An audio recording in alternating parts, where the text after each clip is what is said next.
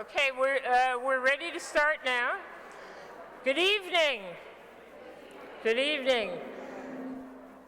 And welcome to the 61st Annual Conference of the Comparative and International Education Society. I'm Hilary Landorf, Executive Director of CIES and Professor of International and Intercultural Education at Florida International University.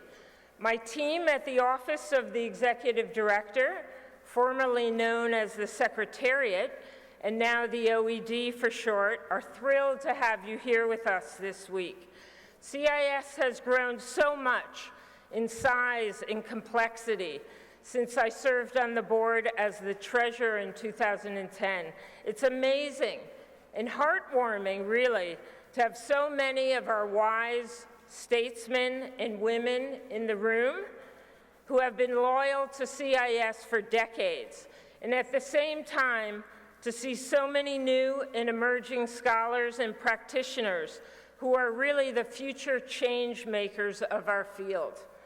To organize such a successful conference for a large and diverse community is quite a feat, but that's our job. To do this work and attend to all the details, do we have the gavel for the official announcement of the new president? Are there enough coffee breaks? Is there free internet? Space to work and hang out in? That takes another set of skills, passion and pride, and the ability to put oneself in another's shoes. And it is these skills and more that are on display from my team, the folks here from Indiana University Conferences, and President-elect Noah Sobe and his staff.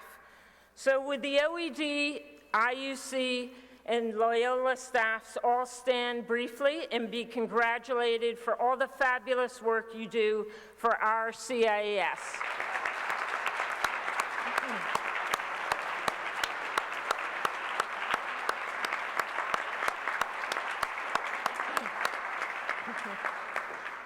And a special mention goes to my right hand and my left brain, Managing Director of the OED, Mariusz Galsinski.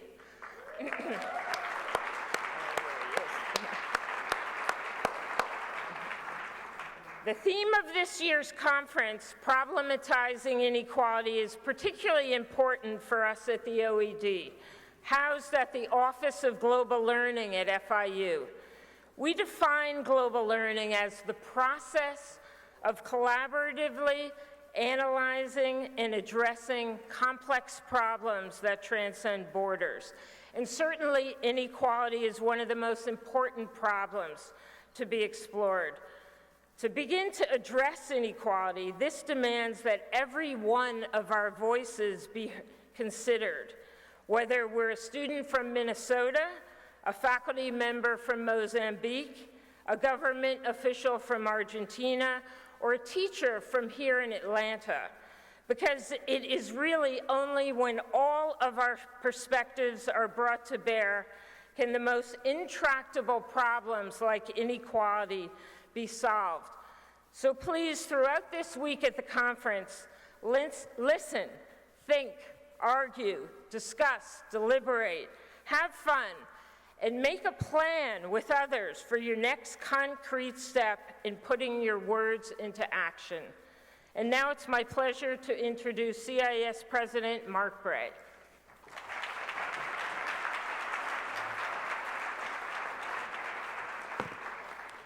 Thank you, Hilary, and thank you to the Office of the Executive Director, because indeed you and your team are a great support. And that is something that's happened within the last year, that we have set up this arrangement for the Office of the Executive Director. You've worked very hard on it, you are working very hard, and it's a great benefit for the society. Hilary, you mentioned that the society has grown, has changed, and indeed it has. Many in the room have been regulars, are regulars who come every year. Last year we were in Vancouver, Canada. That was our 60th anniversary, so we're 61 years old. That's a pretty good age, by the way, in case you're wondering. It gives a certain maturity. But at the same time, we evolve, we develop new themes, and we do things in different ways. For those of you who are here for the first time, you may be wondering, how come we're having the opening ceremony only on Monday evening? There's already been a lot happening, certainly all day Monday, and for some colleagues, even on Sunday, we have pre-conference workshops. But it is indeed the tradition that we have this opening ceremony on Monday evening, and it will be followed by a reception where we meet and mingle. That is among the special characteristics of CIES. We have a strong tradition of meeting, of informality as well as formality. And that's something which pulls our members to the annual conferences. As a society, we are the largest and oldest of our type. So we were founded 61 years ago. We have over 3,000 members. The majority of them, as we would hope and expect, are from the United States, but over a third are from elsewhere, in fact, including myself. You can hear my special English accent from the United Kingdom, but in fact, I'm resident in Hong Kong and have been for many years. And that's also part of the special features of the CIES. Now, I also think, and I echo you, Hilary, in considering our theme. Noah and his colleagues chose a really important theme. And personally, I'm excited to be here in Atlanta, which is, of course, known across the globe for Martin Luther King and his work. Now, it's a slightly dangerous thing in a conference to recommend people to go elsewhere in the city. But I do, in fact, recommend you to go to the Martin Luther King Memorial site and the church where he preached and his home and all sorts of other places, which are just 15 minutes walk from here. And I personally found it very profound and meaningful, and so pertinent to our particular theme. While I was there, I was thinking, well, Martin Luther King, he was born in 1929, so he would be aged 88 if he were still alive. And I wondered what he would think about what the world is like now compared to the world then. And I think he would have found considerable progress in the themes on which he was campaigning, but he would also have worried about it, and he would see many ongoing inequalities. And that is a comparison over time.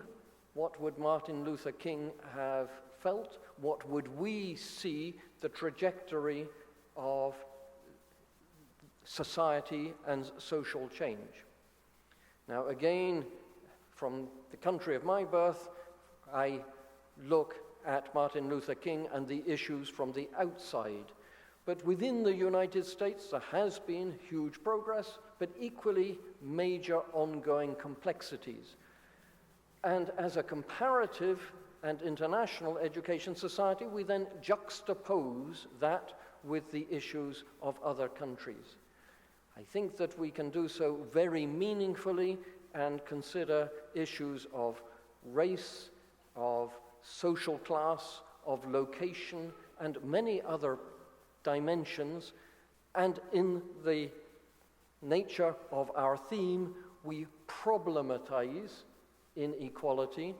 And I personally think there is a strong promise of comparative and international education. And as I go through this program, I'm excited to see how many people do indeed address the theme. That's not always the case. Sometimes people come to the conferences and talk about what they feel like talking about without addressing the theme. So that's good news. Thank you for doing that. Finally, I want to say, look carefully at the logos on our booklet here. The bottom left-hand corner has Loyola University Chicago, and a great deal of work and energy has come from that university.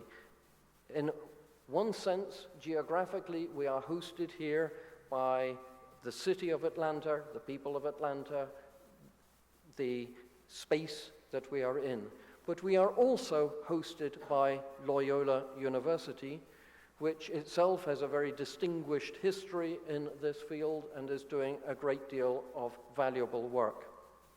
And in that vein, I want to thank Dean Terry Piggott, who is getting ready to come and talk to you. Dean Piggott has flown specially for this occasion. I'm thinking and hoping, she's already got comparative and international pretty squarely on her map, but I'm hoping that she will see indeed what a vigorous field we are. Dean Piggott, thank you for coming. Thank you for your university's role.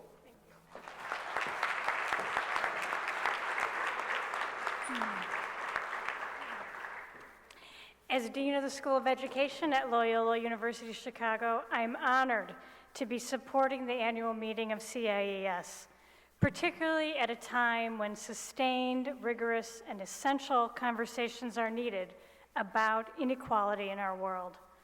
I'm also proud to be the dean in a school of education where our faculty and students regularly address inequality in their research and in their practice, as demonstrated by all the great involvement here at this conference among our students and our faculty.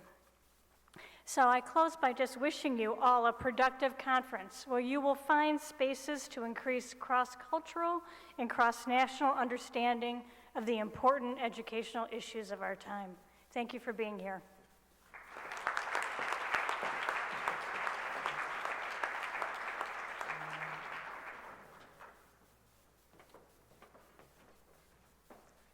Good evening. I'm Noah Sobey, President-elect, and it is an honor and a pleasure to welcome you to CIES 2017 in Atlanta.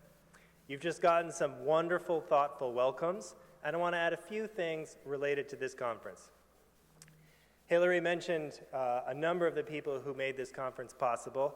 I might also add to that list the 420 people who served as reviewers, reviewing over 2,000 submissions, and it's their work that we can credit for what is a pretty amazing conference program. Their names are all listed in the program. From that 420, I'm going to fast forward to two people that I would like to ask to stand again. These are my long-suffering graduate students, Iver Melchor and Teresa Barton. Can you guys stand, please?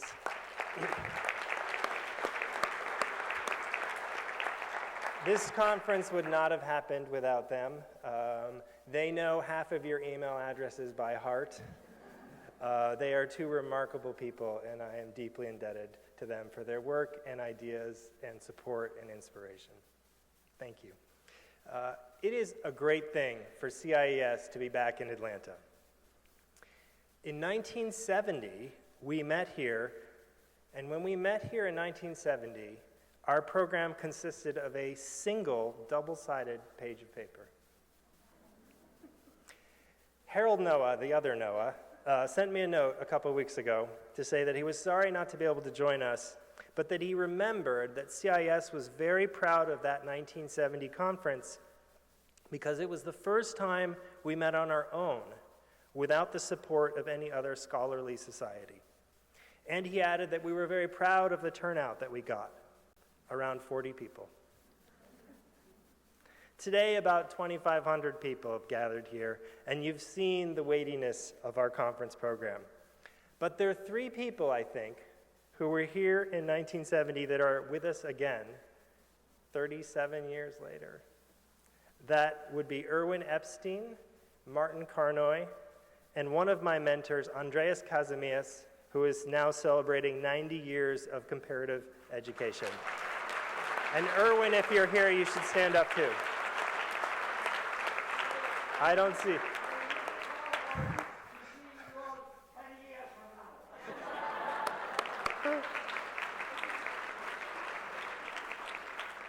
So it's a challenge to all of us. 37 years from now, we'll be back here, right? There are a couple key features of CIES 2017 that I want to make sure you know about. For one, thanks to support from the CIES Board of Directors, we're offering subsidized childcare for the first time.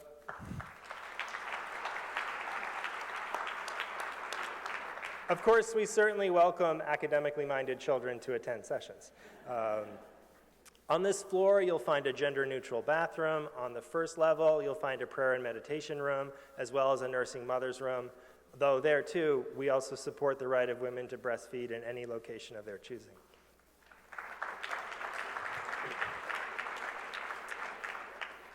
I hope you've downloaded and found useful our conference app, which offers the possibility of offering feedback on each session by clicking on that clipboard icon. But the most important thing I want to talk to you about are the steps we are taking to respond to the current immigration and refugee policy environment in the U.S.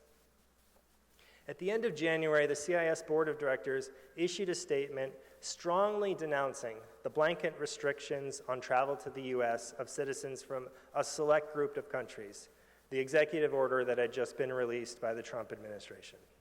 And if you've been following the news, this afternoon, President Trump signed a revised version of that executive order that still raises many, many concerns. Let me be clear, CIES stands by our longstanding commitment to global engagement, our commitments to educational and cultural exchange, and our commitments to international cooperation. And we believe that the field of comparative and international education cannot be neutral in these matters. And we call for all of you to continue to advocate for the flow of people and exchange as essential to inquiry and the advancement of educational knowledge and development.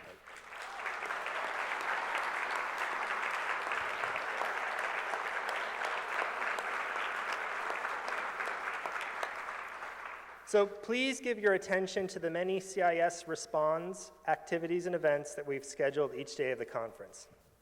I will explain shortly how our two remaining speakers fit into this, but one last thing. As you heard, we're meeting here in Atlanta, though under the sponsorship of Loyola University Chicago. And there is a tradition of local hosts offering something to attendees that relates to their own setting.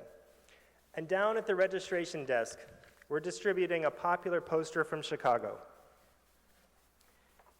It's based on designs of a group of students from the Chicago Public Schools.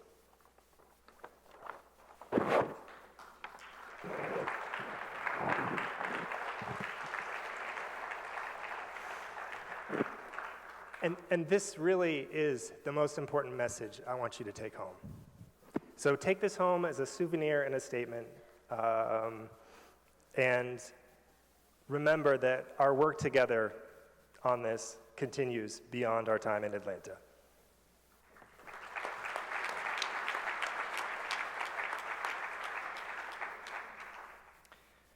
So our next speaker is from the city of Atlanta.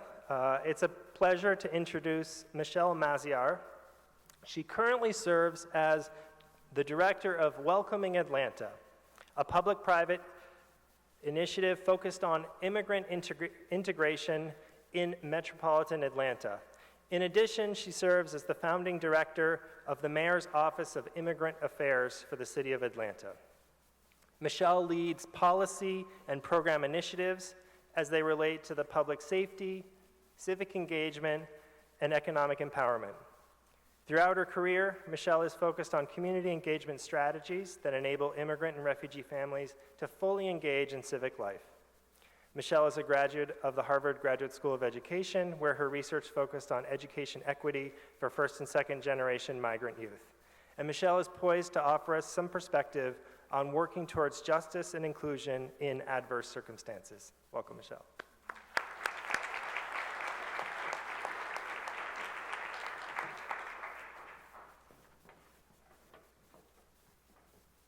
Thank you for that very generous introduction, Noah. Good evening, everyone. It is so heartening to see a room filled with bright, fresh, academic faces. Certainly after working in the political realm all day, after speaking with Noah earlier today, I expressed to him how heartened we are at the City of Atlanta to know that there are so many people that are working so diligently on the issues that we face at the city every day. As I'm sure many of you know from your research, that inequality is by no means easy. It is certainly very siloed, and when it comes to practice, can be all the more complicated to see the fruits of all of the research and all of our collective labor. However, as Noah also mentioned, the work could not be more timely. And given the national climate on immigrants and refugees, the work of every single one of you couldn't be more important. I can't stress to you how much we in government and we who are inundated in practice every day really depend and look towards each of you to guide us in the work that we do. I'm sure, like many of you in this room, never in certainly my lifetime have I experienced such hate-filled rhetoric coming from at least our federal government. We're a little bit used to it here in the Southeast with our local government, but certainly as far as the federal government is concerned, have never really experienced something of this nature. Yet at the same time, myself having worked in the immigrant integration space for many years, have never seen civil society so deeply engaged, so ready for direction, and so ready for action. So I would say one of the most common phone calls I get in my office is, Michelle, what can I do? And I would take that question and turn to each and every one of you and ask you to really think and really come together this week to help guide people like myself, people in the city of Atlanta, and people who are deeply committed to this work of equality and wanting to see that their cities really support equality for coming up with the best solutions to that. So, you've been tasked with quite a task this week, but it is certainly with my most sincere gratitude that I thank each and every one of you for committing yourselves to this work, and certainly of the work of the week to come. On behalf of Mayor Kasim Reed of the City of Atlanta, I would certainly like to welcome each and every one of you here. We hope that you enjoy your stay. We hope that you learn lots from our very rich history, starting, well, before the Civil Rights Movement, through the Civil Rights Movement, and how we sort of survive as an oasis of blue in a sea of red, and really look forward to hearing about all that all of you come up with this week. Welcome and enjoy your stay.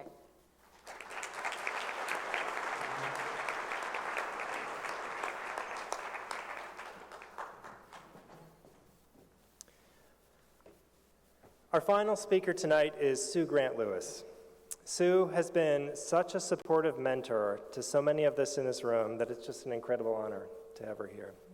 I asked her to join us in large part, though, because she is now the senior ranking American in UNESCO. She is the director of UNESCO's IIEP. Prior to this, she worked as coordinator of the International Education Funders Group, also as coordinator of a partnership for higher education in Africa. And before that, she taught at the Harvard Graduate School of Education. And I asked her to come and share some reflections on the importance of global engagement in today's climate. Sue, thank you.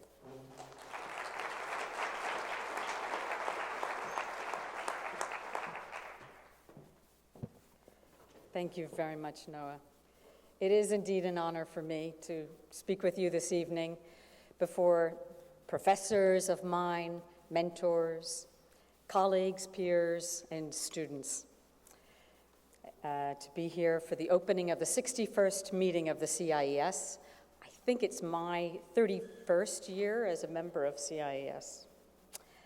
So my institute, the UNESCO International Institute for Educational Planning, participates in CIES because it's a wonderful forum for sharing research and reflections on practice and debating education issues. We at IAP, we at UNESCO, share the Society's longstanding commitment to global engagement, educational and cultural exchange, free inquiry, and mutual understanding. Today, countries around the world are committed to a new universal agenda for education. Education 2030 puts our focus on equity and learning and calls us to address the exclusion of the world's vulnerable populations from quality education. Meeting here in Atlanta, the birthplace of Martin Luther King Jr., it's appropriate to draw on his wisdom.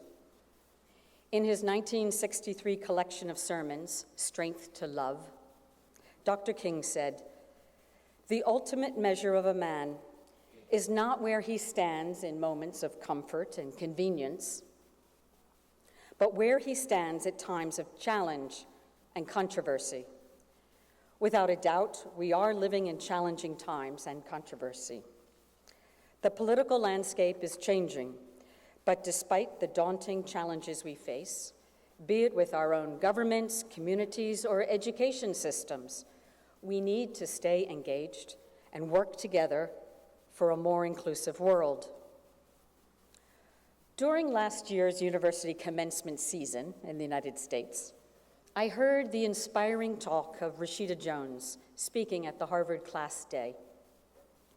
Her main message was one I want to share with you, and it is this: protect your instinct to care. Protect your instinct to care. What's meant by that? Research by a number of psychologists suggests that compassion and benevolence are an evolved part of human nature, rooted in our brain and biology, and ready to be cultivated for the greater good. The brain seems wired to respond to others' suffering. We know from experience that it makes us feel good when we can alleviate that suffering. But these instincts are also subject to changes brought about by environmental input. We're living in a world in which we're inundated with images, texts, and sounds filled with war, violence, and human suffering. We see footage of refugees and migrants in ill-equipped boats suffering and dying at sea. We read of violent extremists attacking innocent people. We see reports on the loss of whole communities due to earthquakes. We hear horrific stories of child abuse and violence against women.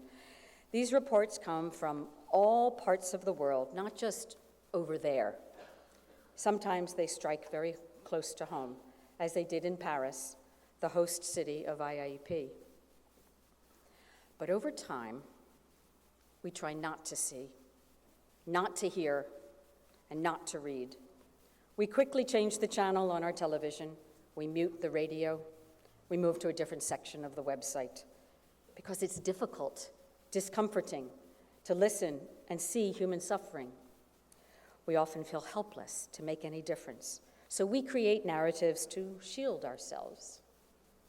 But over time, our instinct to care is damaged. Over time, we become inured to the violence and the injustice in the world, and we become desensitized. We become part of the globalization of indifference, as Pope Francis referred to it. In this process, we lose some of our humanity. We lose our sense of belonging to the human fraternity. We must protect our instinct to care. We need to care to stay human, but we also need to care enough for us to act. For us engaged in comparative and international education, working to change policy, planning, practice, we must care and we must act.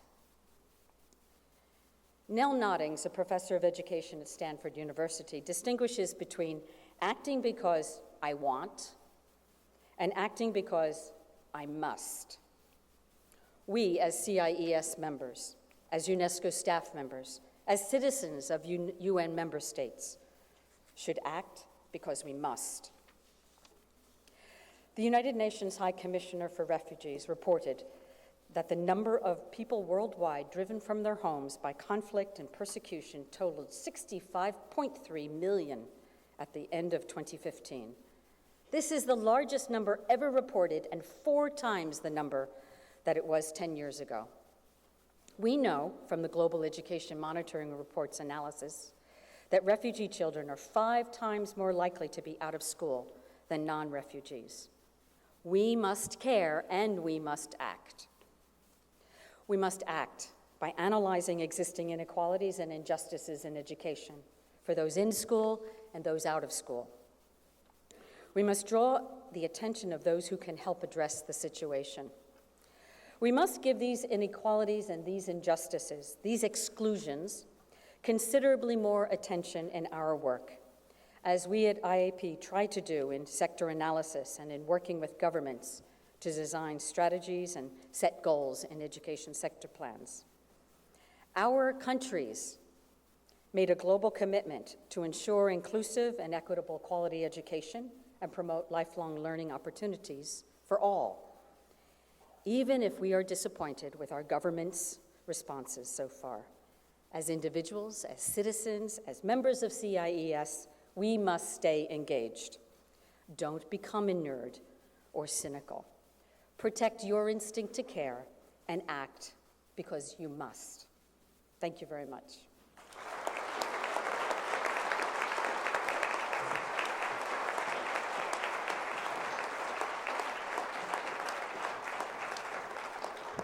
Thank you, Sue. That was fantastic. That was wonderful. There's a lot we must, but you've come to CIS because you know we're all in it together and we're all up to the challenge together. So now I want to invite you to proceed down to level 1. You can take the grand staircase down 2 flights or an elevator for opening reception. 2 important things.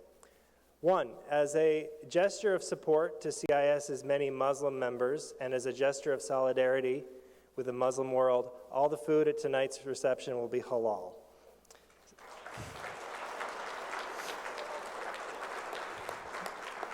Second, this evening you'll be treated to a performance by a Grammy Award-winning R&B soul group called the Drifters.